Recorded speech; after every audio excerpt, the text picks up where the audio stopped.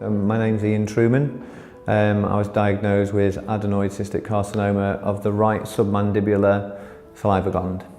So my diagnosis journey, I had a bit of pain in the salivary gland. I went to my GP who booked me in for ultrasound. I had an ultrasound and they suggested that I would need to have a fine needle aspiration. I had that, and then from that they required a biopsy. And from the biopsy, I was then diagnosed with adenoid cystic carcinoma.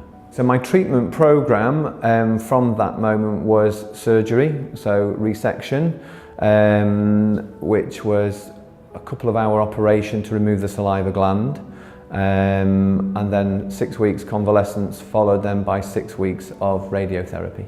Handling my career and the treatment and everything, I was very fortunate to have a very understanding company that I work for. They said I didn't have to work if I didn't want to.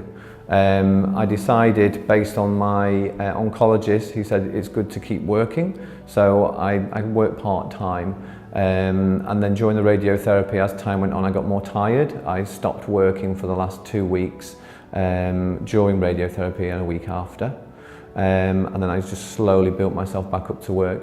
The one thing I would go back and tell myself that I know now that I didn't know then is that radiotherapy, if you are careful about what you eat and you really look after your mouth, you don't have to have the really bad side effects that they warn you of. I didn't have the bad ulcers in my mouth or the pain, and I didn't need to feed through a tube. So I found just being really careful about that, it's not always the worst case scenario.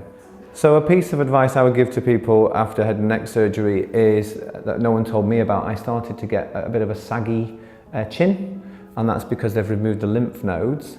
And I discovered that that is normal, and that you can do massages to help to move the lymph flow so that you don't end up with a saggy chin. There are even some things you can wear at night time to help compress to stop you from getting that. What I feel I get out of the Salivary Gland Cancer UK network is it's so nice to meet other people who've been through what I've been through. Because it's such a rare cancer, I've known people to go decades without ever meeting or speaking to somebody who's had this cancer. So that's a really nice support network to have. But what's really important for me is driving forward, looking for research and hopefully one day finding a cure for this horrible disease.